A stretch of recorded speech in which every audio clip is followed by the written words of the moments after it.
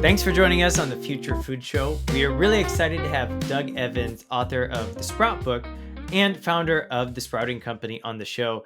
Doug, welcome to the show. Hey, Alex, thank you so much for having me. It's a pleasure to be on it, and I love what you're doing with the future food. Doug, I feel like I know a lot about you, but there are certain things that I want to extract from this conversation. And so I'm super excited to be chatting with you. For those who might not be familiar with your work, tell us a little bit about your background. Yeah, my background is I was a New York City street kid, and then I joined the 82nd Airborne as a paratrooper when I was age 17. And then I was a progressive workaholic doing menial jobs for decades until I found what I thought was my passion, which was graphic design. And then I went into computer graphics, if that's not even a term widely used anymore, but it was pre-desktop publishing. And that was, I thought I found my home. And then my whole family was stricken through chronic illnesses. So my aunt developed type 2 diabetes and they chopped off both of her feet below her ankles. And then my father got heart disease. My mother got stomach cancer. My uncle died of heart disease. And then my brother developed the first of three strokes and two heart attacks.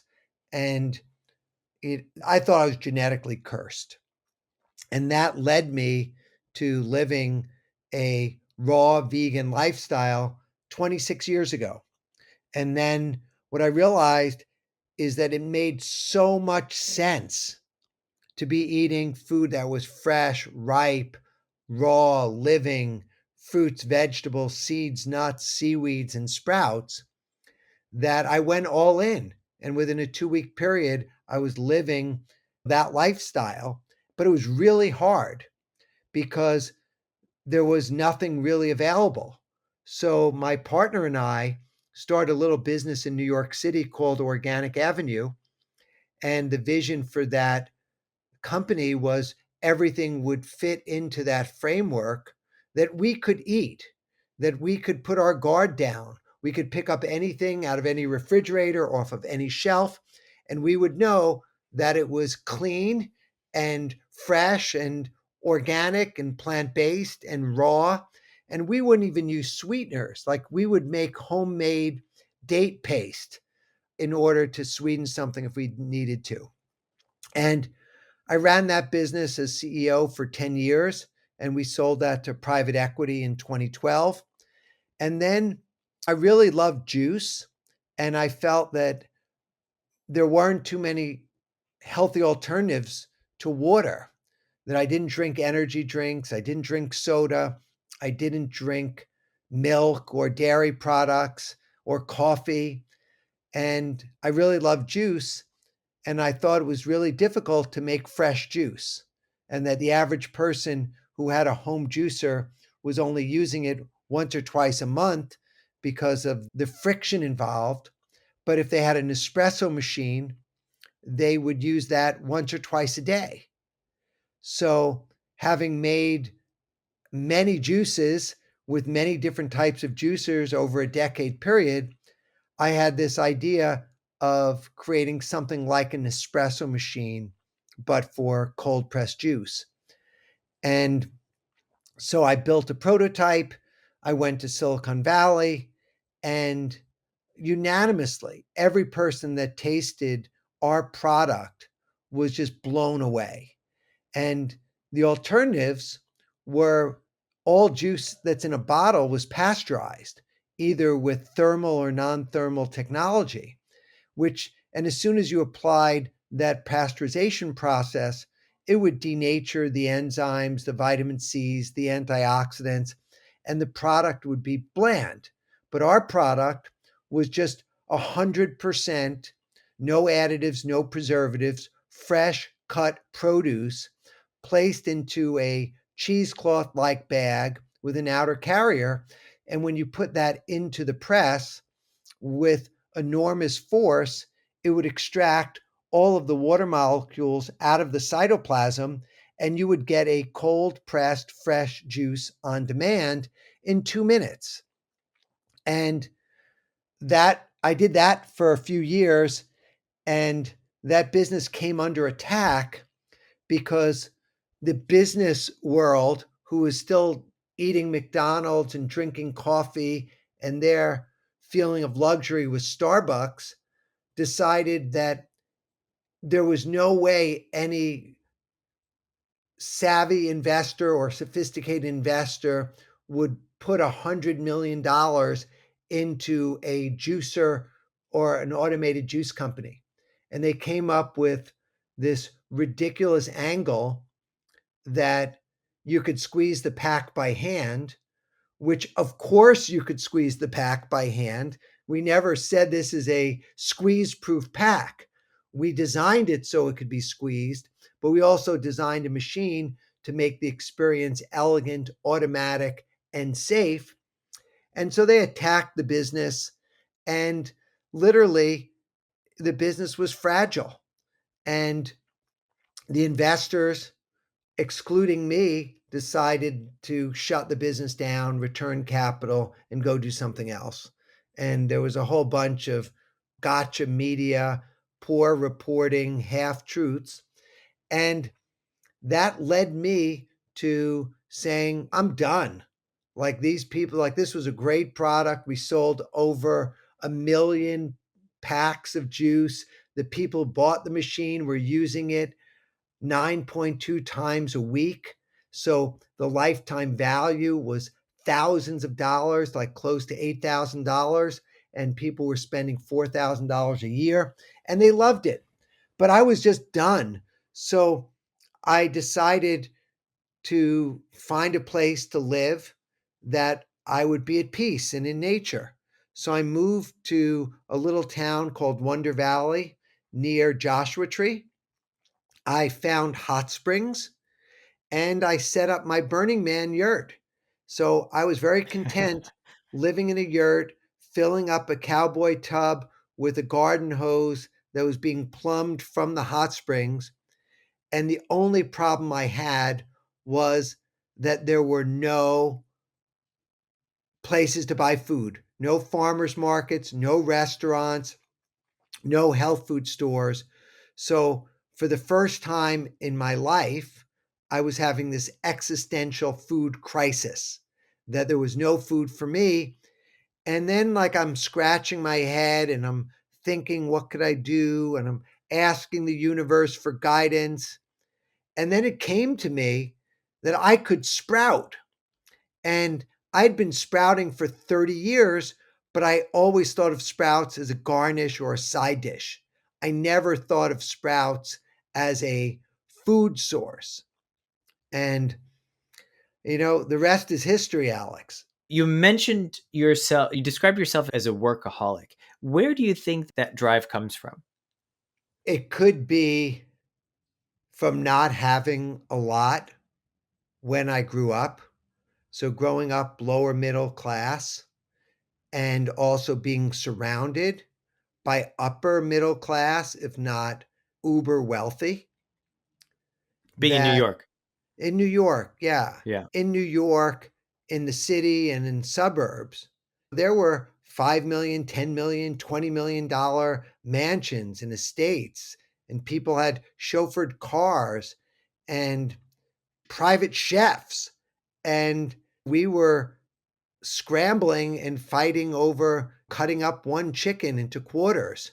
And you could either have a drumstick or a breast. And it was like one or the other. And I remember my mother, may she rest in peace, would hand out the cherries, and we would get 8 or 10 cherries, and that was it. So what drove me was saying, okay, I have time and I've got health. I might as well work so that I can not have to worry about where my next meal was coming from. And having spent time in the military, it was very uncomfortable and loud and disruptive. So I always wanted to be in a peaceful environment. So even when I was living in the city, I would always seek to find an apartment that was peaceful. like not on the street, no horns, no sirens. And I wanted to breathe in fresh air. And obviously, if you want to build a family, the more wealth you have, the theoretically easier it is to do that. So I just felt the workaholism was something that made me feel that I was doing my best with what I had to get ahead. You said you have a background in graphic design, and I think that you're very good at branding. Do you think that the kind of understanding of branding and consistency comes from your background in graphic design, or where do you think it comes from? The graffiti helped me understand the early stages of a brand because there were some graffiti writers that you saw their names more than others. And there were some that were much more sophisticated in their design and in their handwriting and in their art than Were others. you creating graffiti? I was creating graffiti as a Okay. teenager. Wow. Okay. Cool. But then in the graphic design world, I was very fortunate to meet a graphic designer who was probably best in class and world renowned, who designed the logos and corporate identities for IBM, ABC, UPS, Westinghouse. And he was working on the corporate identity with Steve Jobs for the next computer before it launched. And I worked for this man for 7 years as an unpaid intern, apprentice, his right hand. And I worked on every aspect of the business. I'm with him. And the lessons that I got from being in his energetic field and being in his studio and going on meetings with him really impregnated in my brain the understanding of branding and communication. And I've applied that ever since. It's almost subconscious at this point. This sounds like somebody who was working with Rand Paul. Paul Rand. Paul Rand. You're right. Yeah. Yeah. Were you working? You were working with him? I worked for Paul for 7 years, and Wow. I did a That's dozen crazy. projects with him. You could actually go, Alex, you'd appreciate this. I don't talk about it often, but if you were to Google Doug Evans and Steve Jobs, you'll see an interview that I did with Steve about Paul in 1993 on YouTube that probably has over 400,000 views at this point. I paused for a second because I was looking up, and I want to say I think I've seen this interview before. So that was you interviewed him about this. Yeah, I posted in 2007. I found the last I found it in my archive and I decided to post it. Wow. Okay. Very cool. Okay, and this work that you did, this was before Organic Avenue, like working Yes, as essentially as a designer with one of the best designers. correct. Okay, and that's the inner designer in me is geeking out now, but that's super cool. I guess you were still doing a lot of design and branding even at Organic Avenue. Is that right? Yeah, at Organic Avenue we applied this level of communication to our products because a lot of the juice bars in New York at the time were like in the corner grocery or in the bodegas, and they didn't really understand how, to build a brand. And our model at the time was Starbucks. So we were looking at Starbucks that had very clear, simple communication. And I was like, oh, if that's the standard, we can apply that and we can do it even better because their branding and their store design was specific for them. And what we wanted to have is the farm to glass approach long before farm to table was a thing in restaurants.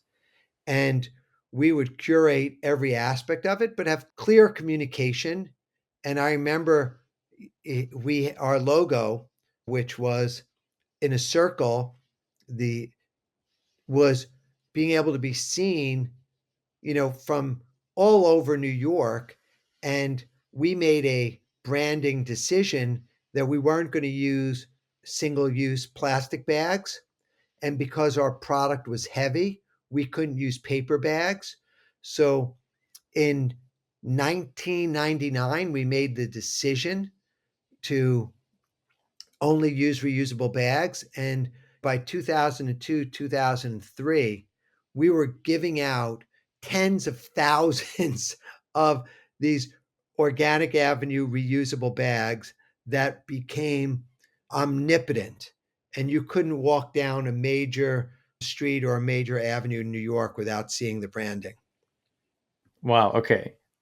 I'm getting like Erewhon vibes. Like everyone wants to go to Erewhon and have a cup bag. I would Maybe that.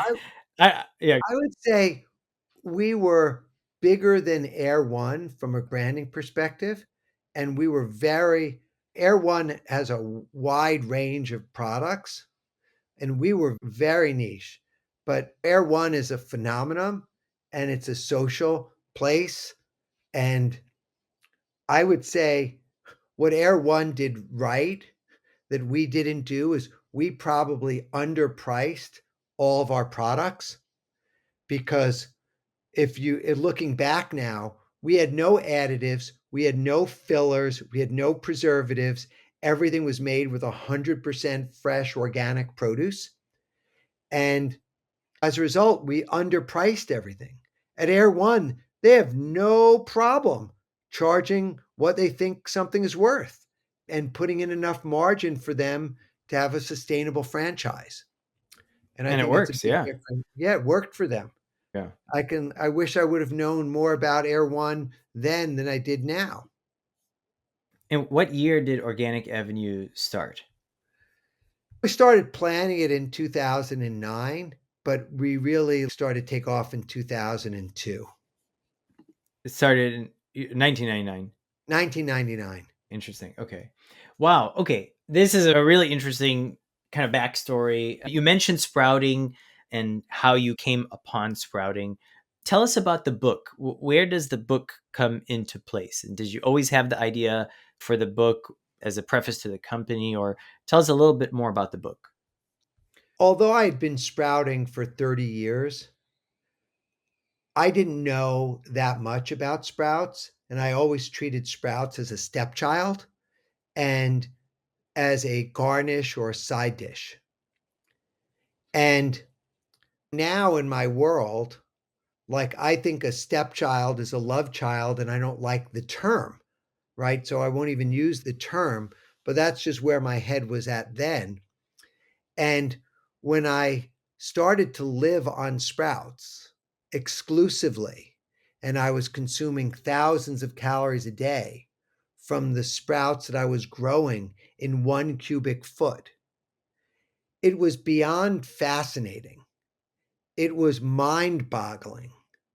So I took that information and I went from growing alfalfa sprouts and mung bean sprouts into alfalfa, radish, clover, broccoli, chia, lentils, peas, fenugreek, and all of these various sprouts. And every sprout has a story, has a background, has a unique nutritional profile. As a matter of fact, every sprout in every variety has a different nutrition profile depending on the day that it is in its sprouting journey. And I was surprised that there wasn't more literature about sprouts. There wasn't more excitement about sprouts because they've been around since the beginning of time. They were practically nature's first food because there would be no plant life on this planet if there weren't seeds that germinated, then sprouted. But normally, if you're growing your own food, you have to take the seeds, you sprout them, you transfer them into the greenhouse, you get a seedling, you transfer the seedling. into the soil, and then you water it. And if you're lucky, 6 months later, a year later, you start to have edible food. The fact that you could grow sprouts without soil, without sunshine, without fertilizer, and do it in days was one of the most powerful realizations of my entire life. And I said, then, even though my background was much more visual arts than written communication, I felt compelled that I was going to share this message with the world. I went to New York, I got an agent, I pitched one publisher, and the publisher, Macmillan, St. Martin's Press, bought my book on the spot. And then I had the challenge, I had to go back and write the book, and it was turned out to be 288 pages, close to 60,000 words. And it was really hard for me to do that. And this is before AI, like this was going through the literature. And the book became like my pride and joy. It's one of my most proudest achievements. We're talking about this where AI is just starting to take things over. Do you think that if you were to write another book, or maybe let me phrase it this way, do you think that if you were writing the book when things like ChatGPT were available now, the book would be as good? It really depends on me. So if it were me, I think the book would be a great book. I'd probably the problem with the AI, at least today on the large language models, is that they can hallucinate and they can make things up and their facts are wrong. And the quality of the communication is unpredictable. So I'm glad that I wrote my book before the tool of AI came out. I hear very similar kind of thoughts on using AI to create different graphics from a graphic design standpoint, branding standpoint. And I hear the same. It almost has so much influence in a particular direction that it persuades you to go in that direction where that might not be the best direction. Of course, as designers, we would say, or authors in this case, we would say, this is what a good quality is. But maybe, at least from a visual side of things, you get persuaded to go into the direction that it shows you. I appreciate that answer.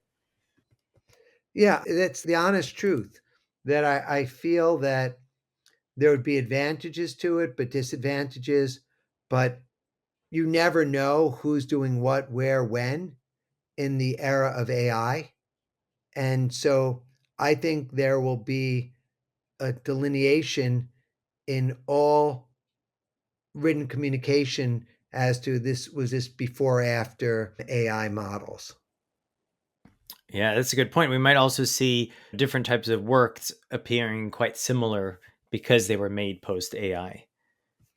Going back to sprouts, I myself have a sprouting kit, and I'm a big fan of it. Lentil sprouts, pea sprouts. I think we're going to do lentils next. Tell us about the sprouting company. What is your main focus, and I guess what are you working on now in terms of marketing challenges, public facing things? So far, no challenges. The vision for the sprouting company came when I realized that there were no advancements in sprouting technology in hundreds of years for the consumer.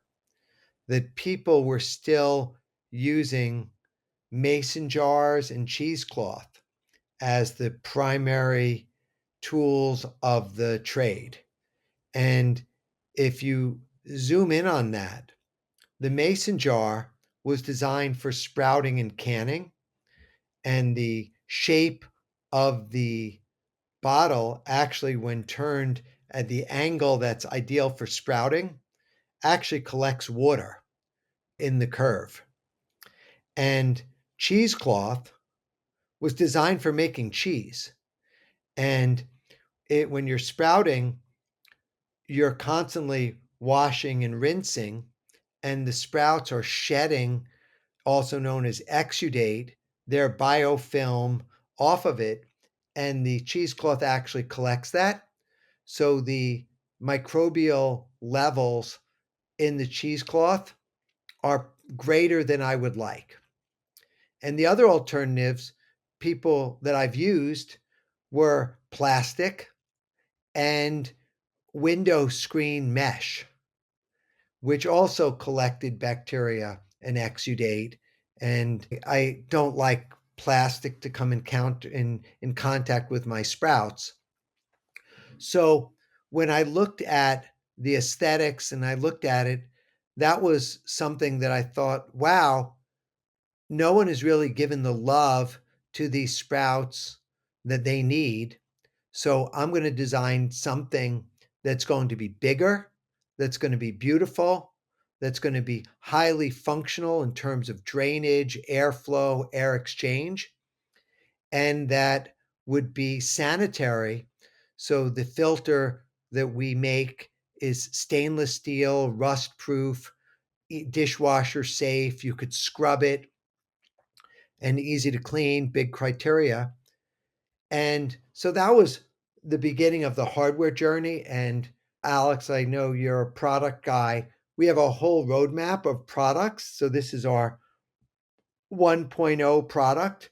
The 2.0 product is just mind boggling, but things take time in hardware. So that's a little ways out. And then on the seed world, there are no national or international sprouting companies or seed companies that are consumer facing, well known brands. And as a result, it's the Wild West when I was buying seeds because you can get them in the bulk bin, you could get them on the shelves, you could get them online. And I really wanted to know where my seeds were coming from. You could be getting seeds that could be coming from other parts of the world. They could be contaminated. They could have all sorts of toxins and mold and fungus on them. And so I established a standard that I would be comfortable with, which was testing the batches for pathogens, testing for a high germination rate, certifying organic. And if the seeds weren't certifiable organic, get them tested for glyphosate glyphosate or Roundup residue. And then I decided to test every seed, every variety for the glyphosate Roundup residue. And so the sprouting company is really a seed company with appliances and utilities to help people sprout with that. And then we're creating a lot of communication and we're doing something which some people would think would be challenging, but we're creating a movement to take something that is been around since the beginning of time, but it's not a thing, and making it a thing by providing the information as well as the tools, as well as the seeds, and making something like this. Because when you talk about the future of food, you could easily have food in the future that's been injected with pesticides or with vaccines or coated with things that are generally regarded as safe but totally mysterious to extend shelf life. So the future of food is dubious from a safety perspective and certainly from an organic, holistic, and health perspective. So I think the timing couldn't be better for people to be growing their own food. And if I roll back the clock to World War II, 40% of Americans were growing their own food during World War II. Today, it's less than 1%. And so we're having an opportunity to literally sell millions of countertop gardens to enable people to be growing their own food without soil, without sunshine, without fertilizer in days for a fraction of the cost that they would pay for conventional garden stage vegetables at the grocery store, at the farmer's market, or at Air One. And this is that rare case where the cost is so much less and the quality is so much better. And I 2 points to take away here, and also this speed. And you mentioned this as well. I actually planted some tomato seeds back, I think February 6th, and my tomato plants are doing great, but I have no tomatoes yet. Just starting to get warm where I'm at. And in that time, I could have harvested sprouts a couple dozen times. And so that's one takeaway that I think is pretty interesting. And I love the way that you do describe it as fresh vegetables, because that's what it is.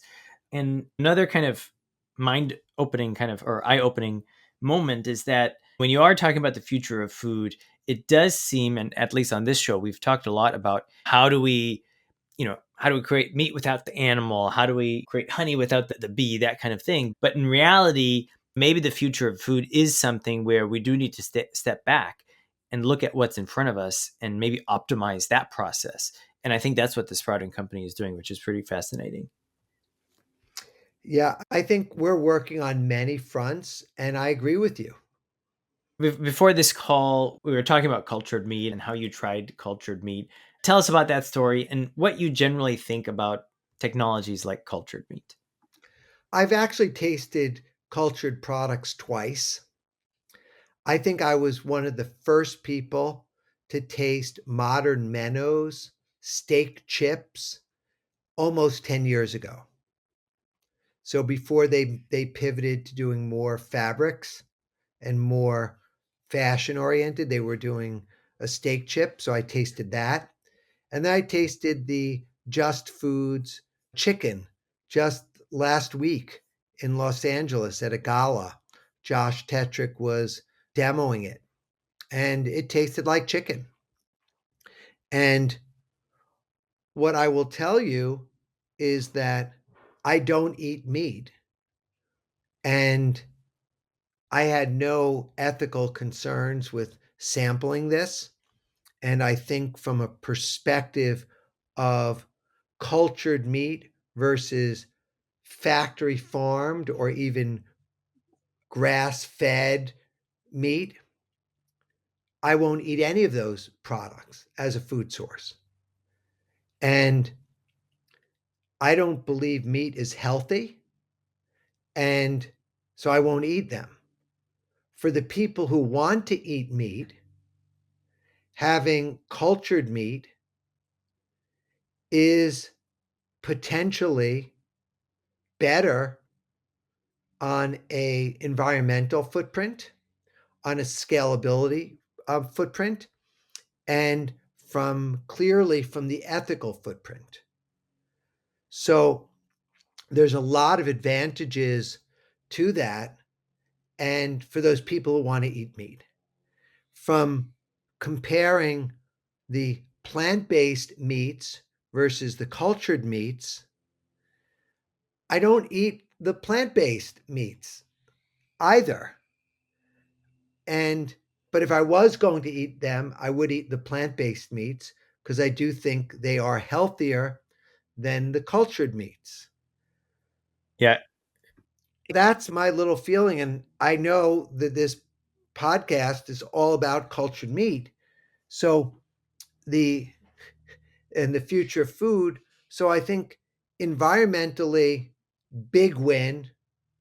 Pricing at scale could be a huge win. Taste and texture is probably going to be just like meat. So I think I'd much rather see people consuming cultured meat or plant based meat over kill the animal meat. Yeah, traditional animal agriculture. We often hear about modern meadow and their steak chip as one of the early or the OG stories of this wave of cell cultured meat companies. How did you get introduced to those folks? Because I know they're New York, New Jersey based. How did you try the steak chip? I was in New York and I reached out to their then CEO and I went to go visit their facility in the Brooklyn Navy Yard. And that was my first exposure. And then there was a live event where they were talking about it and presenting. And I raised my hand, and I'm still here to be one of the first people to sample it. Very cool. We're going to begin to wrap up. And usually I ask if you have last insights or anything like that. But I want to be a little bit more specific and ask you if you have any methods or procedures from a day-to-day activity type of, I guess, methodology that you follow or that you would recommend to optimize your day-to-day activities. I really focus on the things that only I can do. And from this perspective today, like in my organization, I feel that I am the person most qualified to do this particular task, right? I'm having a podcast with you, Alex. If there's something that someone else can do, I really want them to do it, even though there are things that I could be doing more of. So it's a matter of really understanding the division of tasks, the division of responsibilities, and having the patience in order to be able to plan the day out correctly. So that's what I do. I take care of myself, I take care of my family, I take care of the company, and I really look at what's most important so that I don't get sucked into doing things that look very inviting or that are fun or challenges, as opposed to supporting other people and their opportunities to do that. I love it and very helpful. And I'm thinking about a couple tasks myself that maybe, okay, maybe I'm not the best suited to do this, but I wanted to do it because it needs to be done or whatever it may be. But that's very helpful and very insightful. Doug, thank you so much for your time. This has been great. And we're going to put links to the Sprout book on Amazon in the show notes. We will also put a link to the Sprouting Company in the show notes. I do want to ask, are there any last items or insights that you'd like to mention before we close off? There's a lot of things going on in the world today, and many of them are seemingly out of our control. And there are things that are directly in our sweet spot of control. And that's how we treat the people around us, how we treat ourselves, how we treat the animals. And you can do a lot with voting. And one way that I like to vote is with my dollars. And pause and use your dollars wisely to support the things that you really believe in. Very good advice. Doug, thank you so much for being a guest on the Cultured Meat and Future Food Show. Thank you so much for having me, Alex. You have the best day ever, and stay in touch. Thank you so much. This is your host, Alex, and we look forward to seeing you on the next episode.